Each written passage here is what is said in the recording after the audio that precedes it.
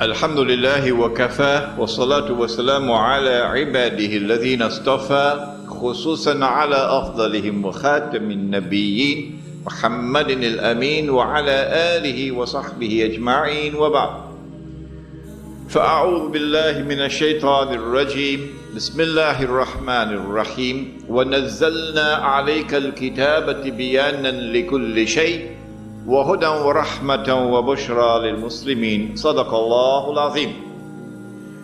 We praise Allah and glorify Him, and we beseech Him this night most humbly for His guidance and for His blessings and for His protection as we attempt to address the subject beyond September the 11th attack on America, the future of the Muslim ummah. And we pray for peace and for blessings on all His noble messengers, and in particular on the last of them all, the blessed Prophet Muhammad sallallahu ta'ala alayhi wasallam. I would like to take about 1 hour of speaking time, because tonight I would be much more interested in your writing to me all the questions you have, and not just your questions, your thoughts, your comments.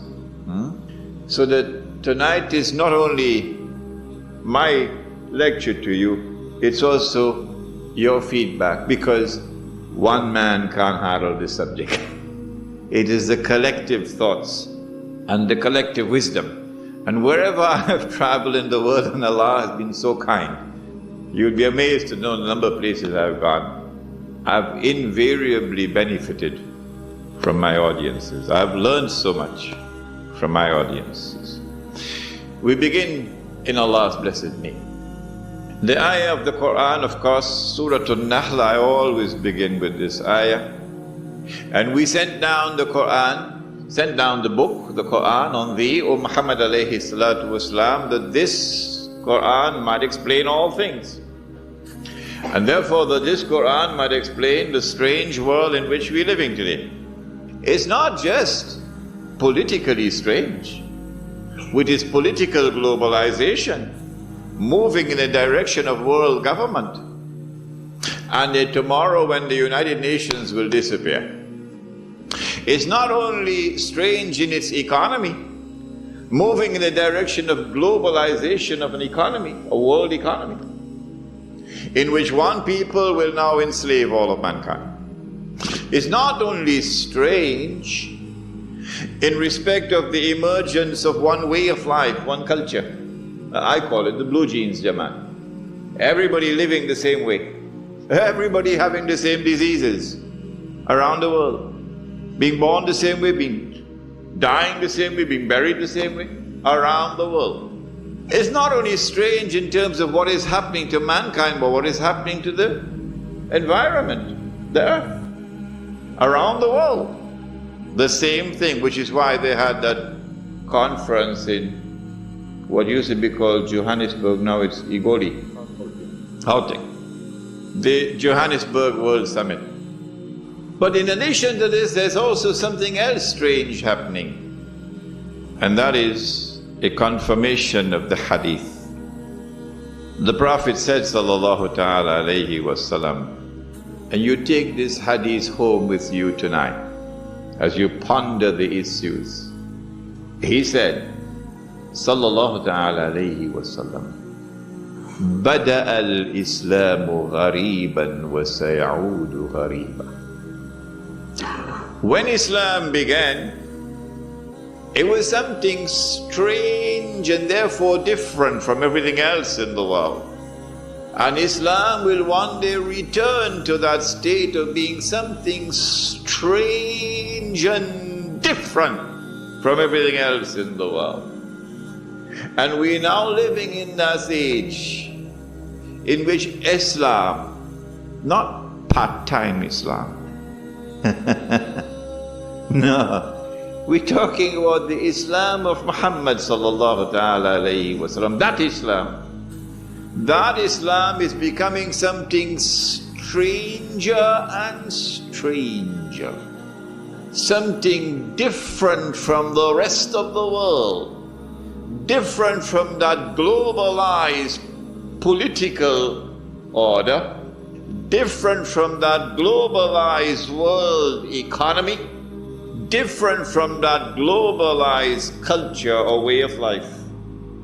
Like a square peg in a round hole. But not for Islamic modernism. I don't know whether you ever met it. A strange creature called Islamic modernism. It was it was alive and very well healthy in Malaysia until a great axe fell upon it a few years ago. I warned them, but they wouldn't listen to me. Islamic modernism, of which my teacher, Maulana Dr. Muhammad Fadlur Rahman Ansari Rahimahullah, wore, and his book is downstairs, the best book on Islam, in my opinion, ever written in the English language, is his 2-volume work, The Quranic Foundations and Structure of Muslim Society. My teacher, of blessed memory, is downstairs. Islamic modernism, an attempt to reinterpret the religion, to subject Islam to a progressive interpretation so that it can fit in with the modern world, so that America can sit down and have dinner with Islam. So in the United States, while I was there, I saw this strange version of American Islam emerging from a large section of the African American Muslim community, an American version of Islam that America would be comfortable with and sit down and have dinner with this Islam. Islamic modernism, trying to make Islam to be in harmony with the modern world. But the Islam of Muhammad sallallahu ta'ala alayhi wasallam is today becoming what it was at the time when it emerged. Something ghareeb, something strange, something different. Having said that, I don't need to deliver the rest of the lecture, because you now can understand the analysis which follows.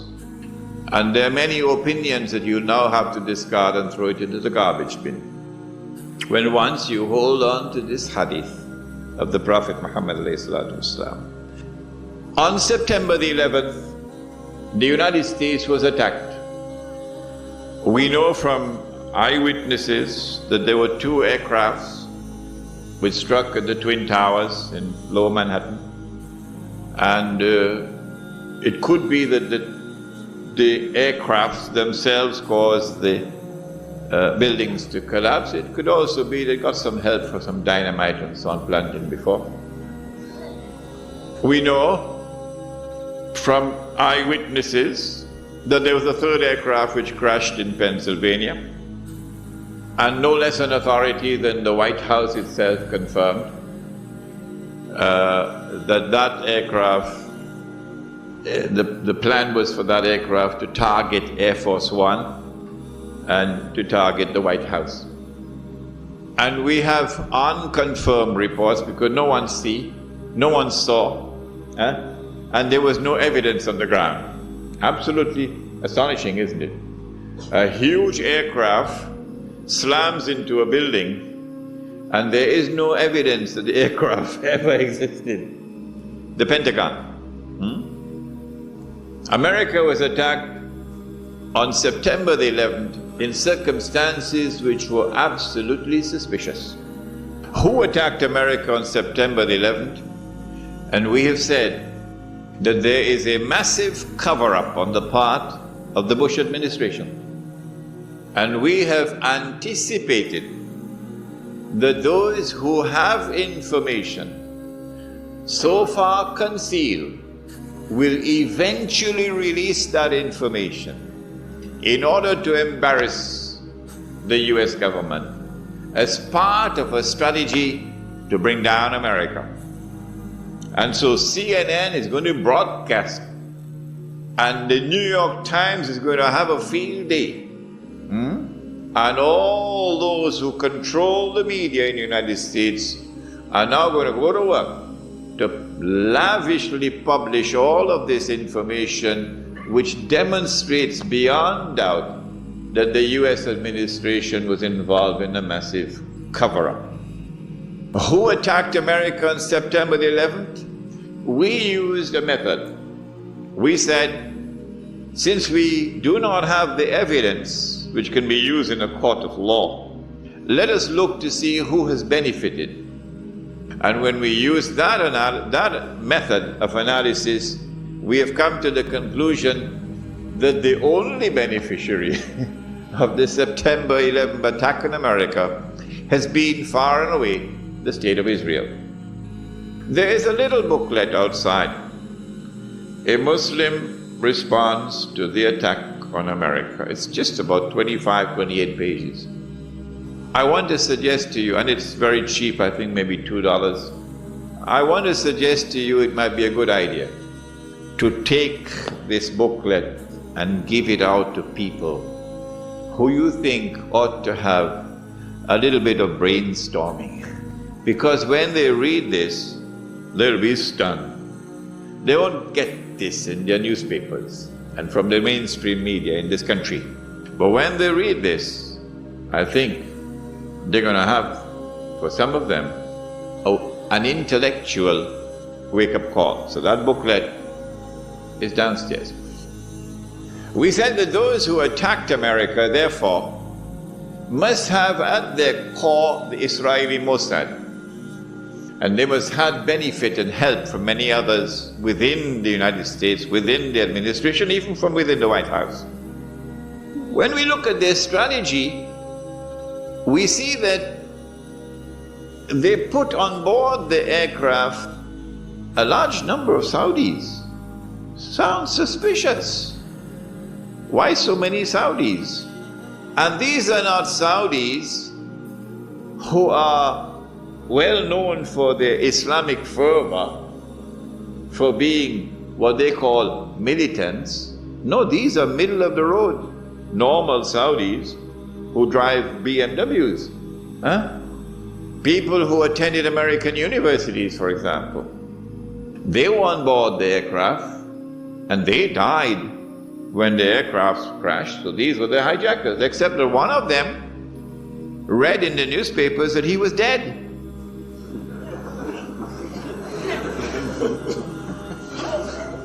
So he went to the Saudi government and he said to the Saudi government, "It seems to me as though I'm alive."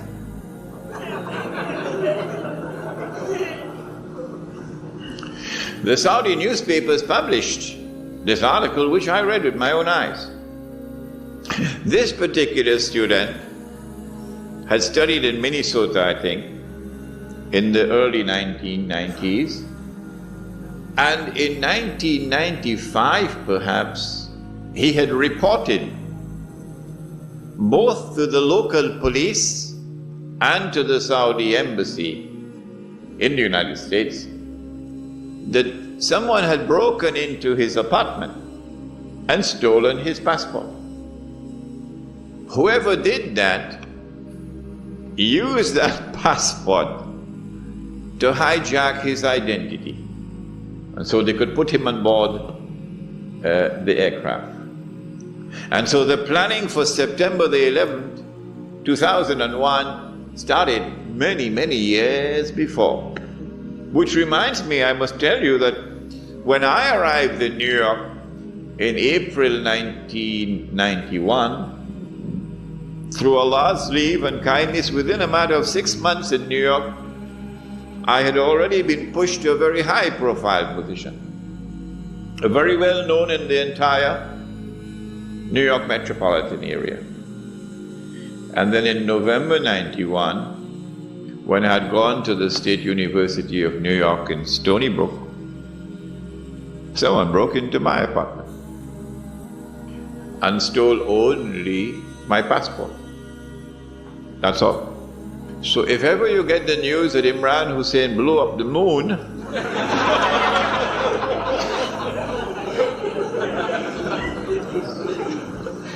you'll understand the background.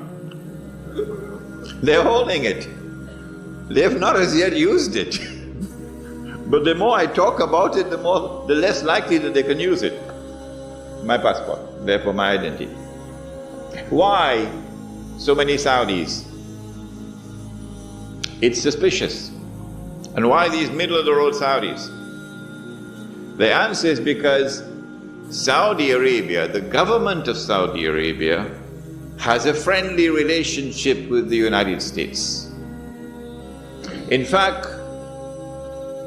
there is something common between the state of Saudi Arabia and the state of Israel which would surprise you. They are sisters. The same forces who work for the establishment of the state of Israel are the same forces who work for the establishment of the state of Saudi Arabia. The same forces who have kept Israel alive today and guaranteed Israel's security are the same forces who have kept Saudi Arabia alive today and has guaranteed Saudi Arabia's security. And when the state of Israel is to be destroyed, Saudi Arabia also goes down into the garbage bin. They're sisters. But at the moment, the friendly relations and the good press which Saudi Arabia receives in the media in the United States of America, and the fraternal relations between the government of Saudi Arabia and the government of the United States stands in the way of those who attacked America on September the 11th. In what way? I said to you last time I was here that the United States cannot attack Iraq until a particular moment arrives. And I gave you some homework. I ask you to think. Iraq does not pose any threat to the United States. It does not pose any threat to the state of Israel. The Israelis have to be digging and digging and digging for a strategy to be able to make Iraq look threatening. So now they're coming up with all kind of fancy theories about biological weapons and weapons of mass destruction and so on. It's just dust in the eye. Well, and if Israel does not pose any threat, why all of this hullabaloo, all of this shouting from the mountaintops about attacking Iraq? And who, in military strategy, which commander-in-chief, which country which is about to wage war, which country will announce for 1 year in advance, 2 years in advance, we're going to be attacking you? And then publish in the newspapers all kinds of alternative strategies, how to attack. It sounds suspicious. Sounds like the attack on Iraq is not for military purposes. Sounds like the attack on Iraq is for political purposes, so that political dividends might accrue from it. What are those political dividends? That is at the heart of the beginning of my talk tonight. I do not want to return to the lecture I gave last year, in which I began with the ruling state of Britain and identified that with the hadith, a day like a year. The hadith of Tamim ad-Dari. You shaking your heads? Imam? I'm going to have to repeat that lecture now? Yeah? A day like a year. Okay, if you didn't hear that lecture, we don't have the time tonight to repeat it, so the tape recording is downstairs. Abu Rahman has it downstairs. The hadith is a day like a year, a day like a month, a day like a week when Dajjal is released, okay? And we identify the island of Britain with a day like a year, and how did we arrive at that? We're not going to do that tonight. because we did that already. And then a day like a year ends and it is followed by a day like a month, and one ruling state gave way to another. Britain is no longer the ruling state in the world. The United States of America now becomes the ruling state in the world. And in the same way that there was this mysterious, puzzling, baffling relationship between the island of Britain and the Holy Land, starting from the Balfour Declaration, so too now you have this mysterious, mystifying, baffling relationship between the United States of America and the State of Israel, which was so clearly apparent in Durban. World Conference on Racism and Racial Development, Racial Discrimination. When Israel walked out of the conference, because the whole world combined to condemn Israel for its atrocities on the Palestinian people, guess who walked out with Israel, holding on to Israel's coat's tail? Uncle Sam. Uncle Sam. So this puzzling, mystifying relationship between the second ruling state and Israel.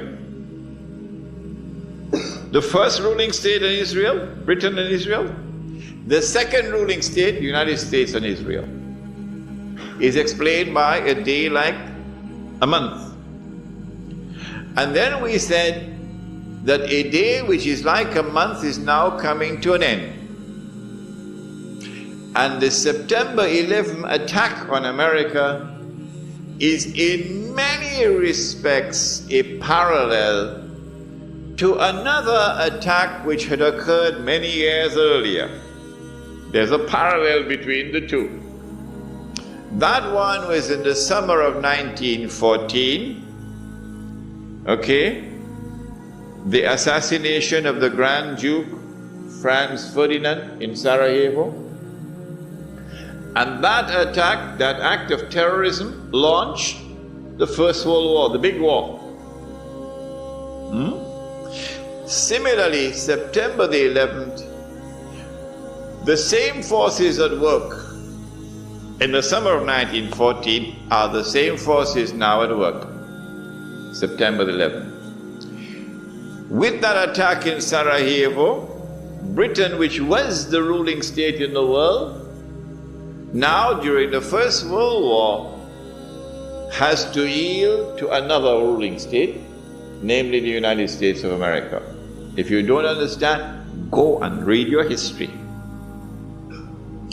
Now with September the 11th, the attack is now on the United States to bring down the United States as the ruling state in the world. But in the process of bringing it down, the United States have some very important work to do for Israel. I can identify tonight two very important things that the United States has to do for Israel. There are many more, but there's no need to do more than simply two. In order for Israel to succeed the United States as a ruling state in the world, not only must the US economy collapse and the US dollar collapse, and when the US dollar collapses, it brings down the whole world of paper money with it. And if you don't believe me, just wait. Just wait. This is going to be the topic, Black Town, Wednesday night.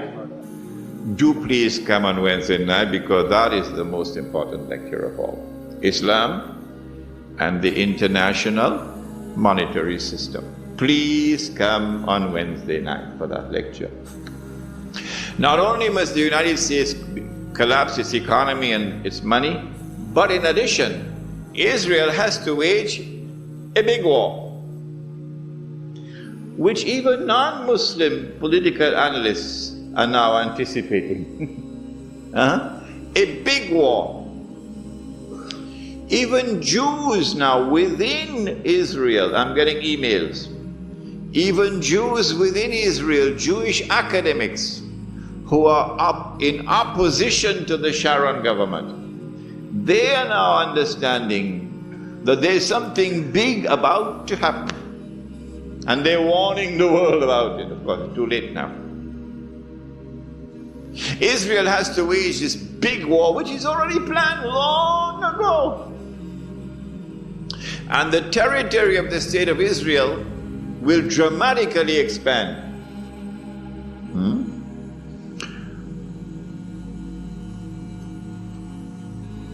And the Palestinian problem will be solved because they'll be exported out. That is the massive human rights crime that the Israeli academics are now anticipating and warning the world about. But in addition, in order for Israel to become the ruling state in the world, not only must she take control of all of this territory, she must also control the oil of the Middle East. Saudi oil, Iraqi oil, Kuwaiti oil, Gulf oil. But I don't see Israel taking Iranian oil. No, and you'd want to ask me why. Yes, you'd want to ask me why. In the question and answer session, not now. I don't see Israel touching the Iranian oil. Now that's going to be a very, very important event in world affairs. If Israel takes control of this oil, Israel will have her hands on the throat of the world. Not so much Britain and the United States, because Britain has North Sea oil. The United States has a lot of oil, sufficient to meet its domestic consumption. And so who is going to have Israel at their throats? The answer, Europe, Japan, and the rest of the world dependent upon Middle East oil, but particularly Europe and Japan. Which is why at this moment you will notice a lot of strange noises coming out of Europe in hostility to the United States. Because the Europeans are beginning to open their eyes and now beginning to slowly understand what we knew all along. Yes.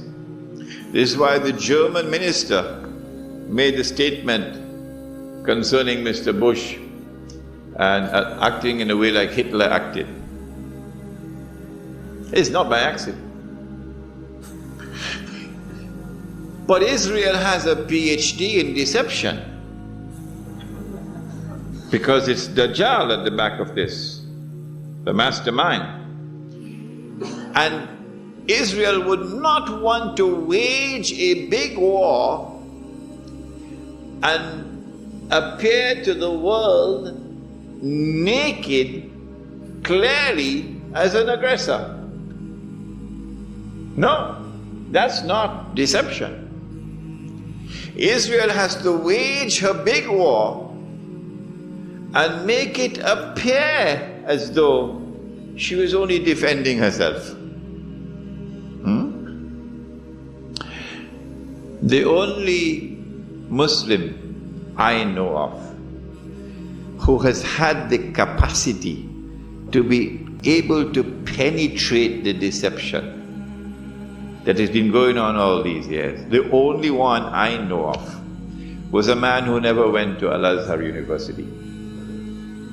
Now, he wasn't the Sheikh. His name was Malcolm X. He's the only man I know of who had that eyes wish to see and clearly recognize the strategy and the deception. Read Malcolm X. How is Israel going to launch this big war and yet get away from being perceived by the whole of humanity as the aggressor, blatant aggression? You have to come with a good strategy. The strategy is this. Ariel Sharon goes into Masjid al-Aqsa with 1,000 Israeli military with him, with their shoes on, with the full knowledge that this calculated act of extreme provocation must have a response, a fiery response. And as the flames of the new intifada emerge, you must keep it burning by committing upon the Palestinian people more and more atrocities that drive them into a greater and greater rage. This is planning, this is strategy, this is not happening by accident. As Israel unleashes this barbaric oppression upon the Palestinian people, you must have a television station which you plant amongst them, which will cover this, that your Egyptian television would not cover, and your Jordanian government would not allow on Jordanian television, so you create something called Al Jazeera. And the Arab masses believe Al Jazeera is their station. This is the only place in the world we can get authentic information, Al Jazeera. So Al Jazeera is now used to portray all the atrocities. And so around the Arab world, the masses only have to tune into Al Jazeera and they know what's happening. And so the Arab masses become more and more angry, more and more enraged. And guess who begins to tremble now? The governments which are pro-American. The governments which have entered into peace treaties with Israel. These are the ones who are now trembling because their people are becoming more and more enraged. So Mubarak in Egypt and Saudi Arabia, I don't know, it's Fahad or Abdullah, and Abdullah in Jordan, and Sheikh Sabah in Kuwait, etc. Israel has to judge the temperature on the ground in the Arab world. And because Israel has a strategic military alliance with the United States of America, it is when Israel judges the temperature to be hot enough, only then will Israel give the go-ahead to the United States to attack Iraq. Only then. And you have to inform the whole world in advance that you're going to attack Iraq. So the masses must be expecting it. Why?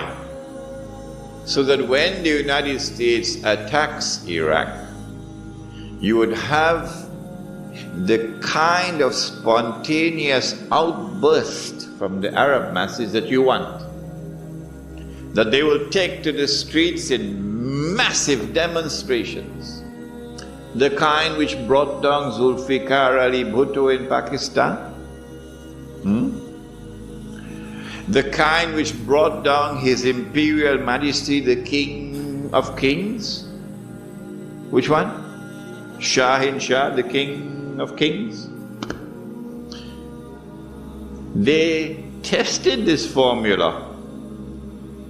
They tested this formula because they were actively involved in all that drama in Iran. Oh yes.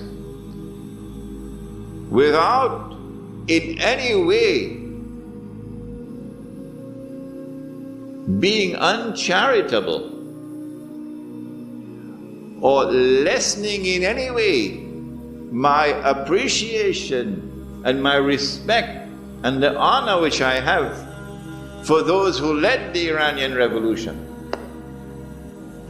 I have to admit that in addition to their sincere efforts and their struggle against the oppression of the Shah, that there were also others that worked to help them without their even knowing it. So they have finessed this methodology of how to bring the masses out onto the streets. And this is what is about to occur. As the masses go out onto the streets, the ones who are going to be targeted are the pro-American regimes in the Arab world. The objective? To get one or more of these regimes to fall through massive demonstrations, anti-American and anti-Israeli demonstrations. Which one is likely to fall first? Let me stop. Come on. Huh?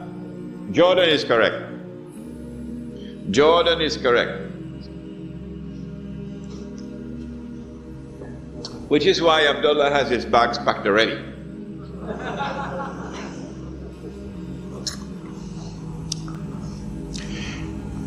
The reason why Jordan is the first to fall, likely to fall, is because more than half of the population of Jordan is Palestinian. And because Jordan shares a border with Israel. If the Jordanian government falls, in consequence of the attack on Iraq, and the Jordanian government, or shall I call it the Anglo-Jordanian government, is now replaced by an anti-American, anti-Israeli, and best of all, a government declaring itself to be Islamic. If that happens, and the Jews are going to be praying for that to happen, then you will see television really coming of age for the second time. The first time was September 11th. Television will now get to work around the world, CNN leading the pack, and the media around the world will now be used to portray an impending scenario in which, like the domino effect, governments around the world of Islam, they will claim, are now going to fall. And the world of Islam is rising up now. And one-eyed Muslims, of course, are going to believe it. The world of Islam is now going to rise up, and all these governments are going to be swept away. And authentic governments representing the Muslim masses will now emerge. And therefore the Jews are going to have their throats cut. This is going to be the most dangerous moment in the entire life of the world of Jews. The media will portray it. If we don't do something, we will all be slaughtered by these Muslim fanatics. Yeah? I tell you, this will be drama worthy of Hollywood when it comes. Huh? They must be hating me now for revealing their secrets. It is in this scenario that Israel will say, we have to do something. If we just sit here and do nothing, the state of Israel will be destroyed and the Jews will all be slaughtered. What can we do? They call it a preemptive strike. A preemptive strike. But it won't be a preemptive strike. It will be the most dazzling display of the magnificent application of state-of-the-art military technology that will leave even Uncle Sam in the backyard. A war like Uncle Sam has never seen and could never wage. That is what Israel is going to wage. Do they have the technology? I believe they have technology that even Uncle Sam doesn't have. It will be a lightning strike. Israel has to put on this magnificent display of military power and state-of-the-art technology beyond anything else that the world has ever known, in order for Israel to impress upon mankind the validity of its credentials that is now going to become the new ruling state in the world. Before Fahad could even blink, the Israelis have taken over the Saudi oil fields, and the Iraqi and the Kuwaiti oil fields. The United States, of course, will make some noise, and Britain will make some noise, but will they send troops? No, of course not. The United Nations Security Council is now going to be used by the rest of the world, particularly Uncle Europe, and Uncle Japan, and the rest of the world. They will take the United Nations and seek to use the United Nations now to do something about this. Collective action to force Israel to withdraw. Because if Israel does not withdraw, Europe is going to be choked, Japan is going to be choked. And as the United Nations is now being used for the first time in its history, an attempt is being made to use the United Nations effectively by the rest of the world, I anticipate that the United States Congress, the Senate, and the House of Representatives will now pass resolutions forcing the US government to withdraw from the United Nations.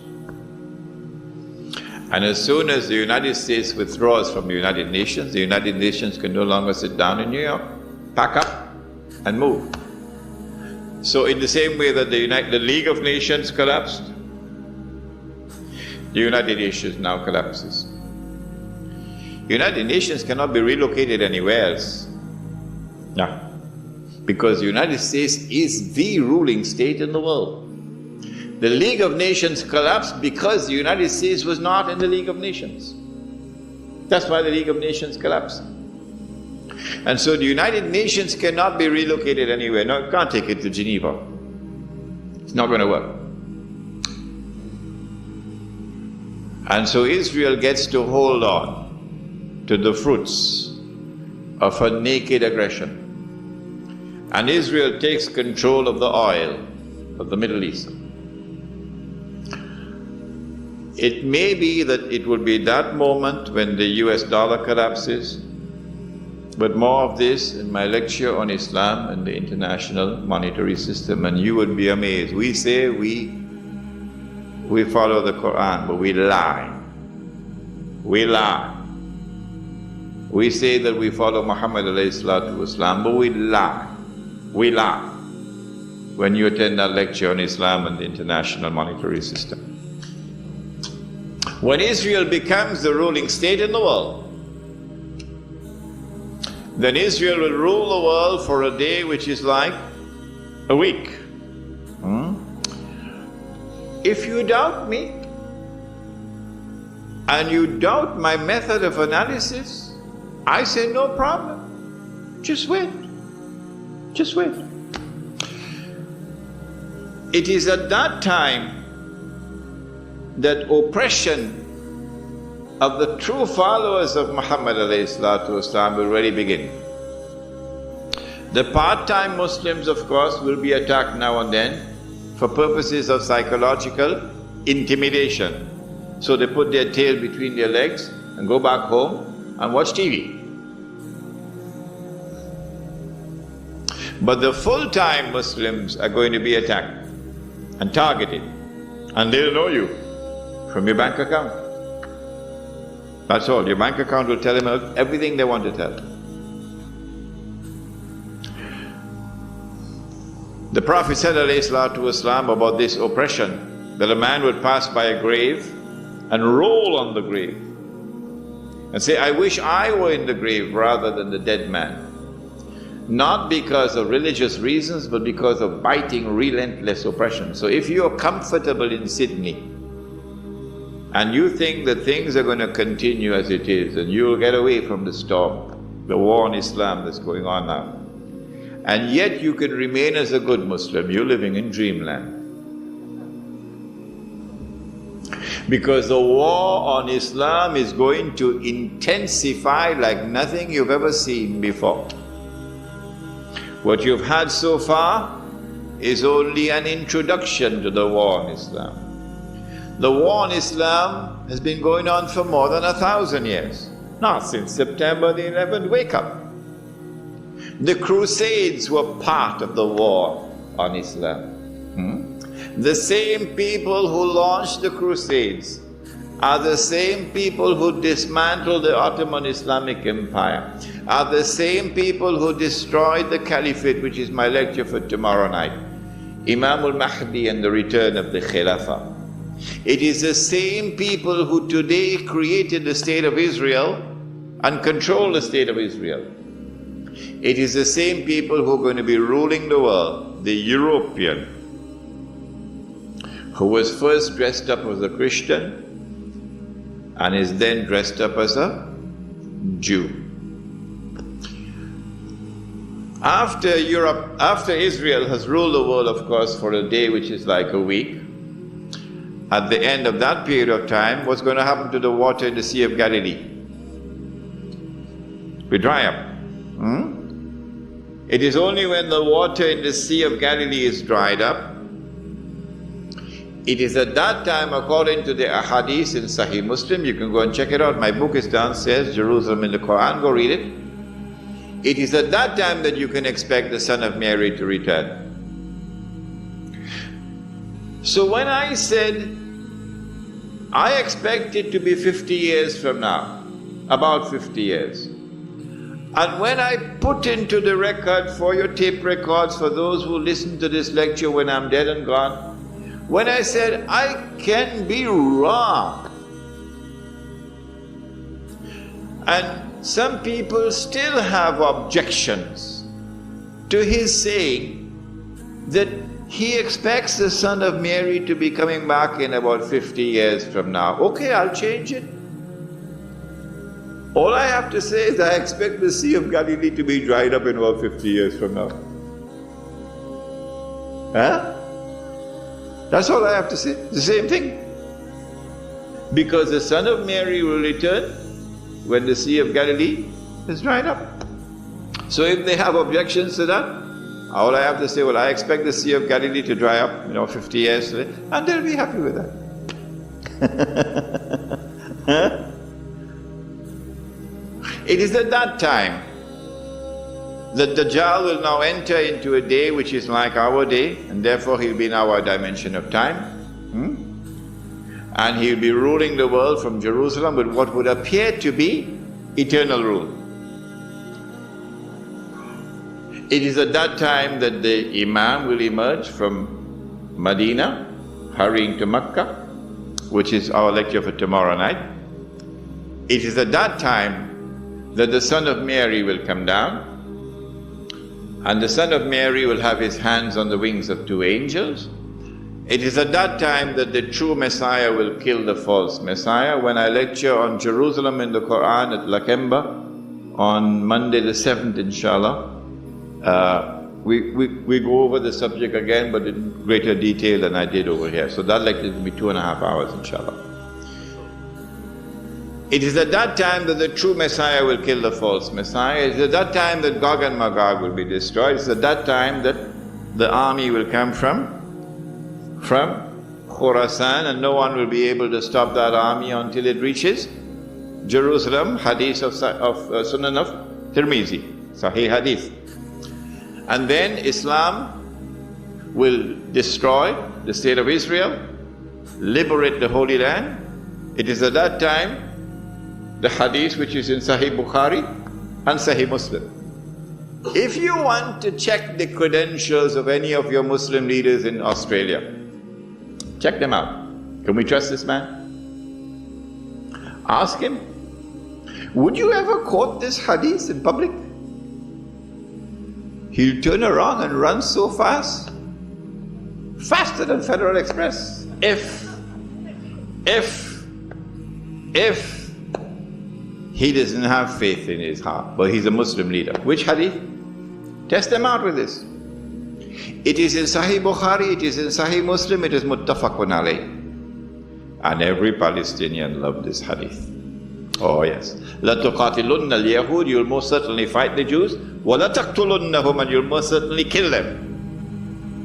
حَتَّى يَقُولُ الْحَجَرُ, at that time the stones will speak, Ya Muslim, هَذَا يَهُودِيٌّ وَرَائِي, there's a Jew hiding behind me. فَتَعَالَ فَقْتُلْ, so come and kill him. Check them out, your leaders. Which one will quote this hadith? When you find a man who is prepared to quote this hadith in public, you got your leader. Now then, let's come to the nitty-gritty. What is the future of the ummah during this interim period, until such time as Islam triumphs in the world? What we can expect is the emergence, or rather the culmination of the political strategy for the establishment of one world government, which will control all of mankind. That we have massively betrayed the Quran is clear from the ayah of Surah Al-Ma'idah. Which ayah? Again, I don't think they'll want to quote it. He says, Subhanahu wa ta'ala, بعد أعوذ بالله من الشيطان الرجيم, يا أيها الذين آمنوا لا تتخذوا اليهود والنصارى أولياء بعضهم أولياء بعض ومن يتولهم منكم فإنه منهم إن الله لا يهدي القوم الظالمين. If you're an Arab tonight, good news for you. You don't need a translation. You got it already. But for the rest who need a translation for the word of Allah, remember, if you stay like that, you're disrespecting the Quran. May I repeat that? If you remain like this, that you do not know what I have just said, because you couldn't understand it, if you remain like this, you are disrespecting the Quran, and you'll pay price for it. O you who believe, do not turn to Jews and to Christians for that relationship in which they become your awliya, a relationship in which you depend upon them for your protection, and you are now subservient to them like an alliance. Do not do that. Of course, Liaquat Ali Khan didn't read the Quran properly when he made his famous trip to the United States and handed over Pakistan as a client state to the United States. Many years later, they tried to erase it with a book called Friends, Not Masters, but too late. Too late. Do not turn to the Jews and Christians for that kind of a relationship where you are now subservient to them, and they are your bosses and offer you their protection. Don't do that, says Allah. بَعْضُهُمْ أَوْلِيَاءُ بَعْضٍ. They are protecting friends of each other. وَمَنْ يَتَوَلَّهُمْ مِنْكُمْ وَمَنْ يَتَوَلَّهُمْ مِنْكُمْ. Whosoever from amongst you turn to the world of Jews and Christians for that kind of a relationship, accept it, submit to it, فَإِنَّهُ مِنْهُمْ. You have left the ummah of Muhammad sallallahu ta'ala alayhi wa sallam. You're just whistling in the wind now. You have left the ummah of Muhammad alayhi salatu wasalam. If you think you are still in the ummah, you're just whistling in the wind. فَإِنَّهُ مِنْهُمْ إِنَّ اللَّهَ لَا يَهْدِي الْقَوْمَ الظَّالِمِينَ. Surely Allah will not provide guidance for a people who commit such an atrocious act of wrongdoing. This is the political landscape of world government, in which you will no longer be citizens of Australia and Bangladesh, but you will now be citizens of the world, governed by a world government, which obviously will eventually be the Jews. What kind of a relationship do the Jews have with us? Does Allah speak about this in the Quran, when they have political control over all of us? What will be our fate? He says in the Quran, take this ayah as well and use it as a test. Will they quote it? Your leaders. لَتَجِدَنَّ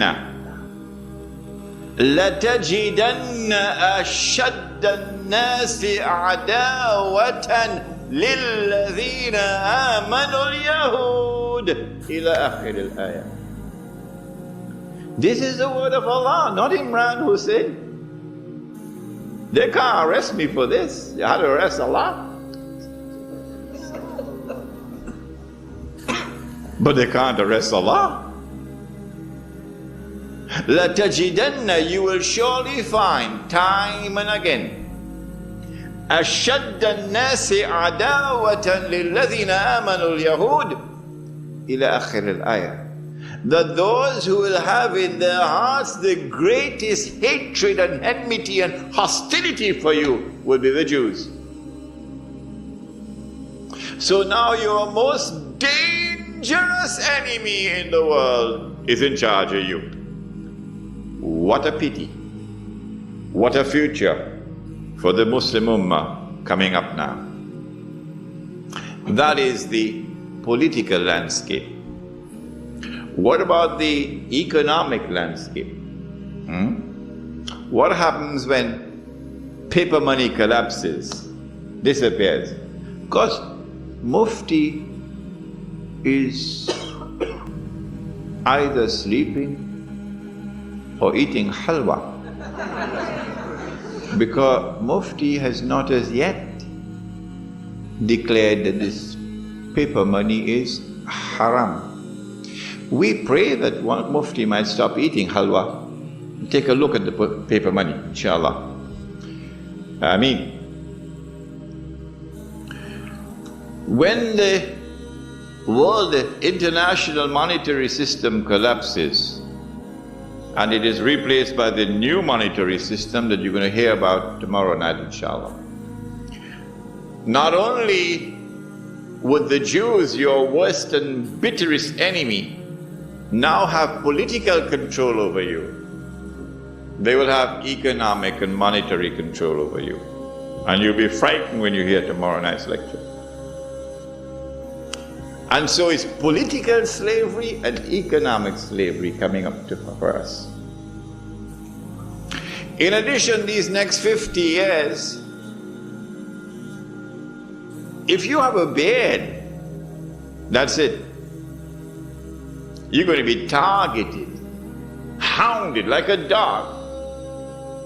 If you refuse to dress like them, and you want to dress in a manner which identifies you as a Muslim, they're coming after you.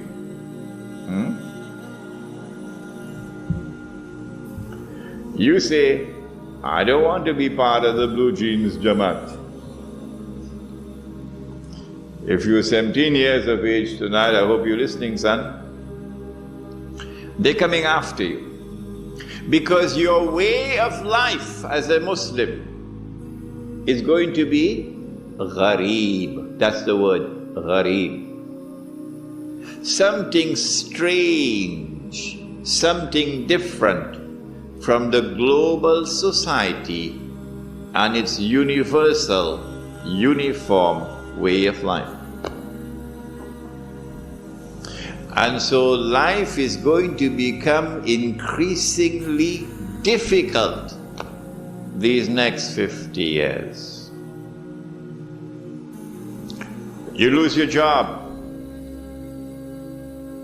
because you refuse to take a drink of whiskey. I was interviewed by the government of Trinidad and Tobago for the post of a Foreign Service Officer in the Ministry of Foreign Affairs. In many parts of the world, this is a diplomatic job, this is best job you can get. You are in the elite. They said to me in the interview, Mr. Hosein, we know that you are Muslim. And we know that you Muslims do not drink fire water.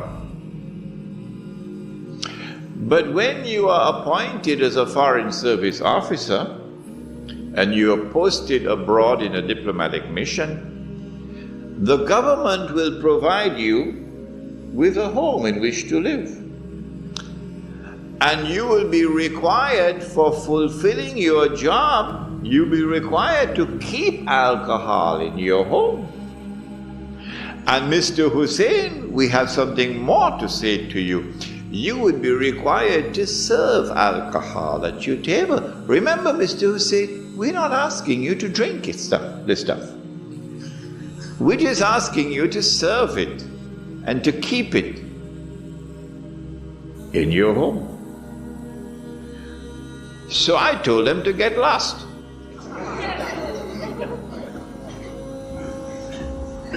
I'm not going to keep it in my home, and I'm not going to serve it at my table.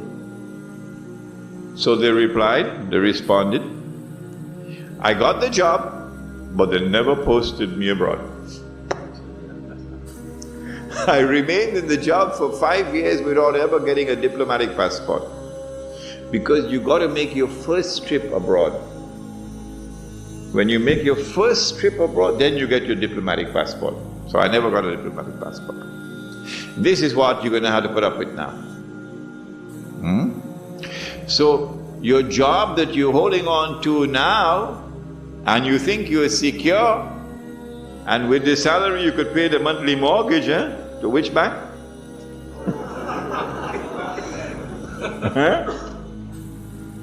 And you have this lovely car in a nice suburb of Sydney, and you praise the Lord for the good life. Remember, if you wish to be sincere to Islam, you're going to lose your job. What are you going to do when you lose your job? Because you do not want to betray Allah and His Messenger. What are you going to do when your wife is being subjected to abuse on the streets because she's in hijab? And I have to say this one, I can't avoid it. He said, sallallahu ta'ala alayhi wa sallam, one of the signs of the last day is that people will be having sexual intercourse in public like donkeys. And the most honorable man of that time would be one who passes by and sees this couple having sexual relations in public. And he says to the man, can't you at least take her behind the wall? The signs are very plain and clear, and none of you can deny it tonight that we are well on our way to that day. I met someone in Kuala Lumpur belonging to the Naqshbandi Sufi order. And this man said to me, he said, Sheikh, that's not tomorrow, I've already seen that. I have seen that on a street of Tokyo in Japan. I saw with my own eyes people having sex in public like donkeys. Okay? This man is in Tokyo. If they're not doing it on the street now, like donkeys, they're doing it in other places. But it's going to come onto the streets. My question to you is, what are you going to do? when you're in political slavery, when you're in economic slavery, when you're part of a global society now which is demonizing you, you're losing your jobs, your wife is being abused, and now your children have to see these things before their eyes, what are you going to do? My answer is, if you're comfortable with that, you can stay in downtown Sydney. But if you're not comfortable with it, then you'll be interested in the rest of the lecture. Surah Al-Kahf of the Quran responds and tells us, وَإِذِ اعْتَزَلْتُمُوهُمْ وَمَا يَعْبُدُونَ إِلَّا اللَّهَ فَأْوُوا إِلَى الْكَهْفِ يَنْشُرْ لَكُمْ رَبُّكُمْ مِنْ رَحْمَتِهِ وَيُهَيِّئْ لَكُمْ مِنْ أَمْرِكُمْ مِرْفَقًا. You got to disconnect from that godless world. It is only when you disconnect, فَافْرِقْ بَيْنَنَا وَبَيْنَ الْقَوْمِ الْفَاسِقِينَ, the dua of Musa alayhi salam. It is only when you disconnect, only then will Allah's rahmah come upon you. How do we disconnect? Where you go back to Bangladesh, it's the same Gog and Magog world order. You go Karachi, it's the same like downtown Manhattan. How do you disconnect? The answer is, you got to get out of the godless cities, because the world of globalization is witnessing the countryside being denuded and the masses moving into the cities, of course, to provide cheap labor. As the masses move into the cities, you now have, for the first time in history, mega cities. 10, 20 million people in a city. So we move in the opposite direction from the rest of mankind. That is hikmah.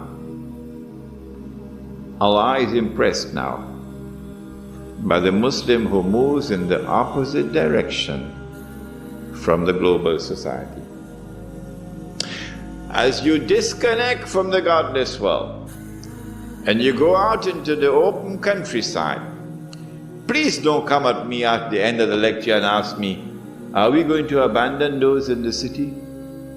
Are we going to have da'wah in the city? Do not come with that question at the end of the lecture, because we are not isolating ourselves. No. In fact, we can do far more da'wah from that village than we can from downtown Sydney. We go and buy land where land is cheap and where there's water, fertile land. 10, 20 years from now, when this audio tape is in the hands of a little 17-year-old who's not even born today as I'm speaking to you, in his heart this fire, this flame will be burning now. I want to go and do it. Go and buy land where land is cheap, where there's water. And you're far enough away from the godless world. The farther you are away, the better it is. And go and establish Allah's being. Not at the macro level, because that's not possible, but at the micro level, because that is possible. In this Muslim village, you're not going to abandon jihad. Oh no. The Muslim village cannot threaten the state. Absolutely clear. The Muslim village cannot threaten the state. If you start amassing weapons in the Muslim village to take on Canberra, you'll be destroyed. You will be destroyed, you'll be very foolish.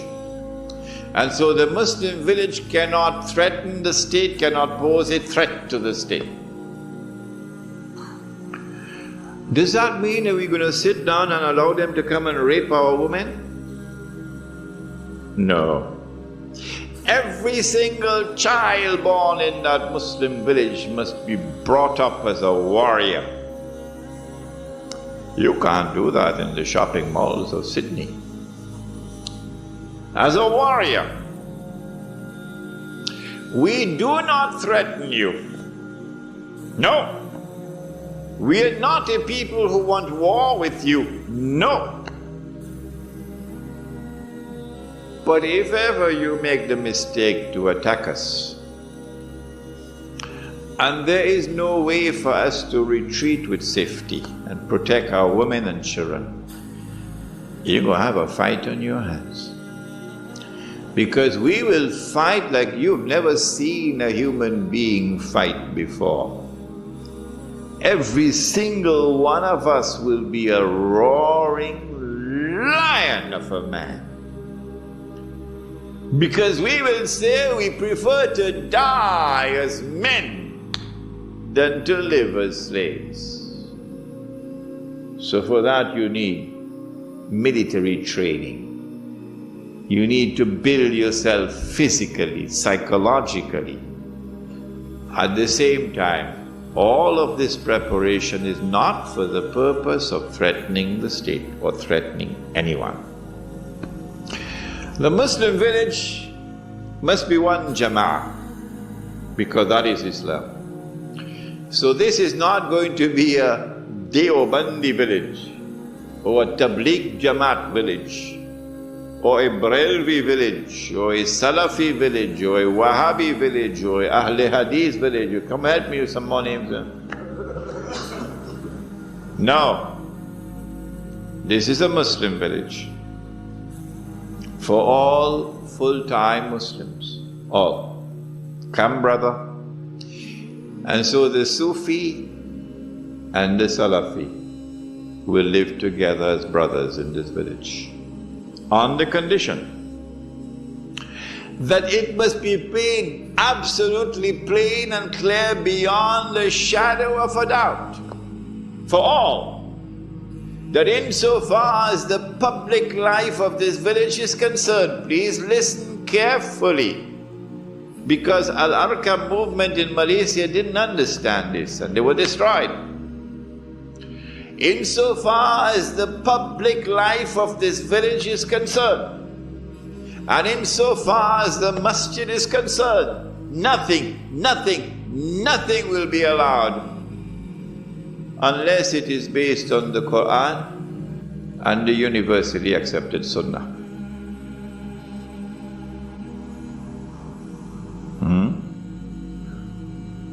And so if you have a Muslim practice which is not based on the Quran and the universally accepted Sunnah, and which is manifestly beneficial, like the halaqah of zikr, okay?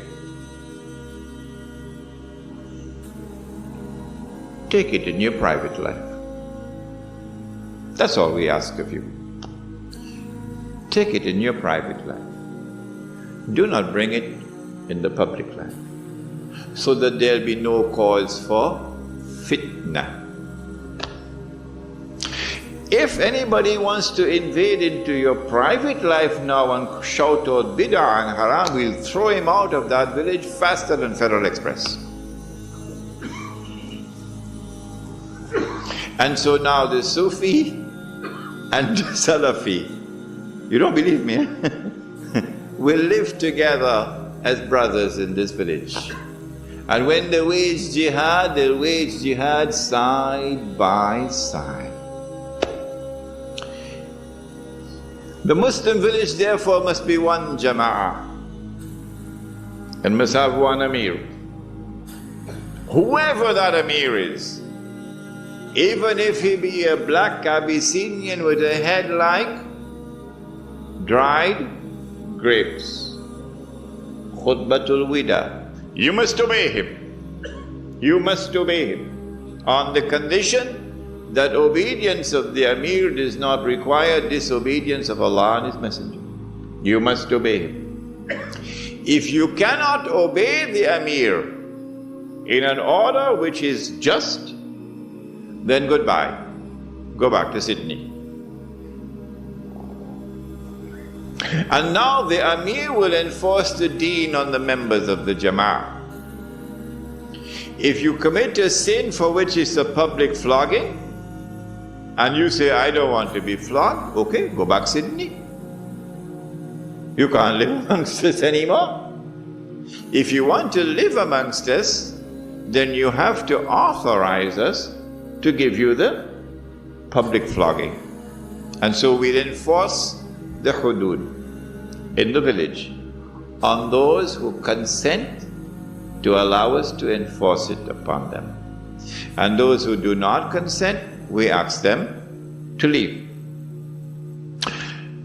The Muslim village will be an island of Islam in a godless world. Your children will now grow up in an atmosphere which is healthy for them, rather than naked people around them in the shopping malls. Can this Muslim village be used for da'wah? Of course it can.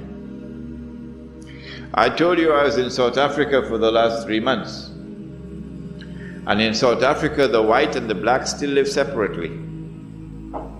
The white is still rich and getting richer, and the black is still poor and getting poorer, despite the black government.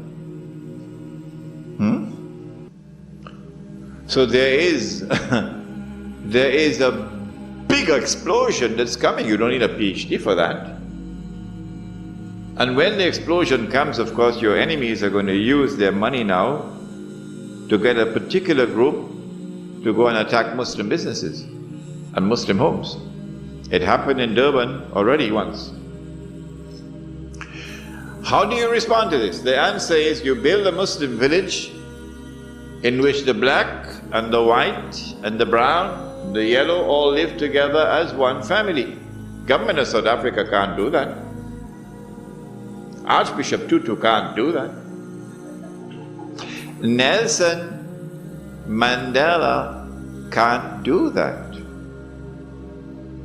We can do it. Islam can do it. In fact, I have the good news for you tonight, that the project has already started in South Africa.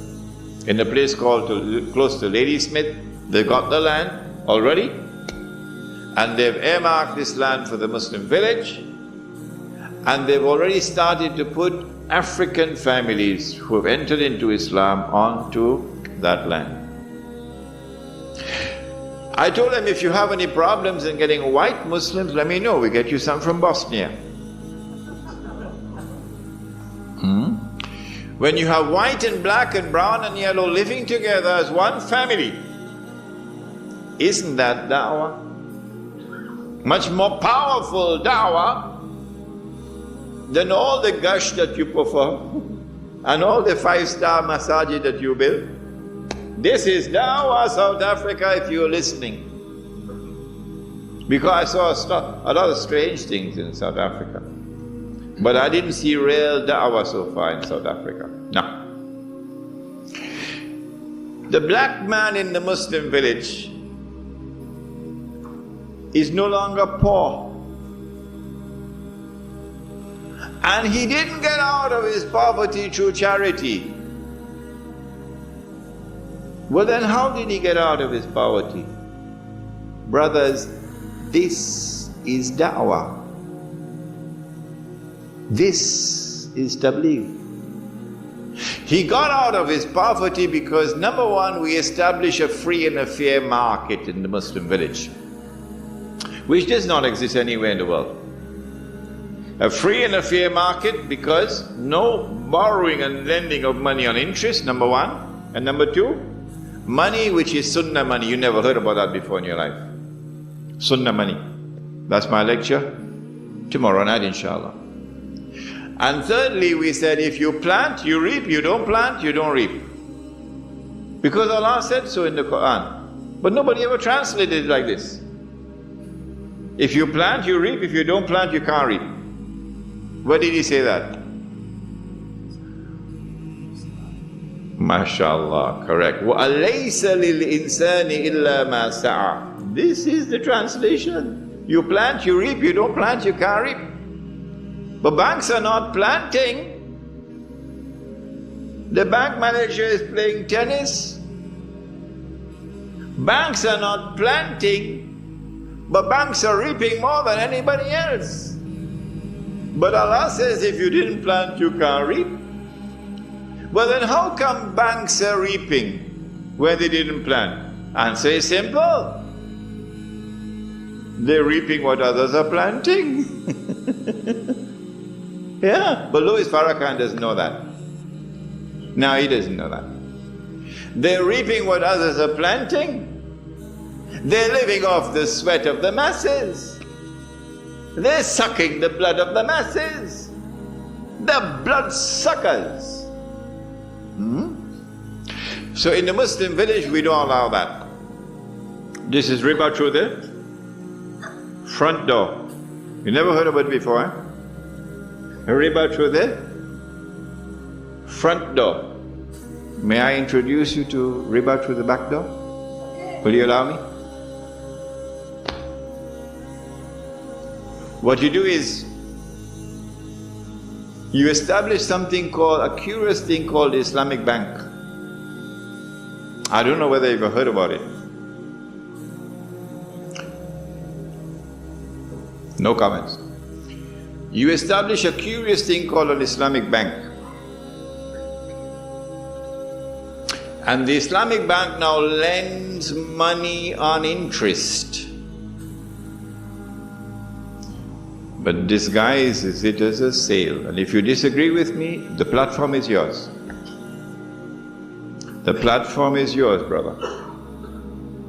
I'm ready anytime you are. Lend money on interest, but disguise it as a sale.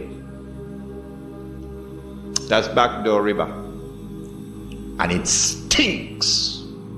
It's worse than riba through the front door. Because it traps those pious Muslims who want to stay away from haram. They are the ones who attack. This is deception at its worst. But we're not the first, you know. The Jews did it before us. But they don't know that. And the Prophet said we'll follow them step by step. He said that even if they go down into a lizard's hole, you'll go down into the lizard's hole. That's where the Islamic Bank is. Down in the lizard's hole. But we'll explain this in greater detail tomorrow if we have the freedom to speak tomorrow. Inshallah. And so in the Islamic village, in the Muslim village, if you're a black man and you plant, you reap. And Allah subhanahu wa ta'ala can give whatever He wants to give. And if you're a white man and you don't plant, you ain't gonna reap. Not in our village. So goodbye, white South Africa that was engaged in racial discrimination against the people. And so the black man in the Muslim village is no longer poor. And he didn't get out of poverty through charity. No, he worked for it. You know what kind of dawah is involved here? Black South Africa, 20 million of them will now raise their hands to the heavens. And they say, praise the Lord, that Islam has finally arrived in this country. So don't tell me anything about isolationism and not doing any da'wah, because this is better da'wah than anything you've done before. This is da'wah. You want to preach the truth? Establish it. Establish it before you preach it. So that when you preach the truth, you can invite people, come and take a look at it. This is Islam. In this Muslim village, therefore, we establish Islam. And if we are firm on the Quran and Sunnah, remember that. You must not step out of the Quran and Sunnah by 1 inch, not even 1 inch. Then Allah will protect you. Yes, He is fa'alul lima yurid. When Allah protects you, then none can harm you. وَمَن يَتَّقِ اللَّهَ يَجْعَل لَّهُ مَخْرَجًا وَيَرْزُقْهُ مِنْ حَيْثُ لَا يَحْتَسِبُ. وَمَن يَتَوَكَّلْ عَلَى اللَّهِ فَهُوَ حَسْبُهُ إلى آخر الآية. This is the future of the Muslim ummah. It doesn't matter whether you're in Lebanon or you're in Australia. It is the countryside you must head for and build the Muslim village for the next 50 years so that you can survive the storm while all the rest of mankind are going down the river of no return. Let me end by using an analogy. They built a 5-star masjid. Hey, I saw it. 15 million rands. And they think they've accomplished something great.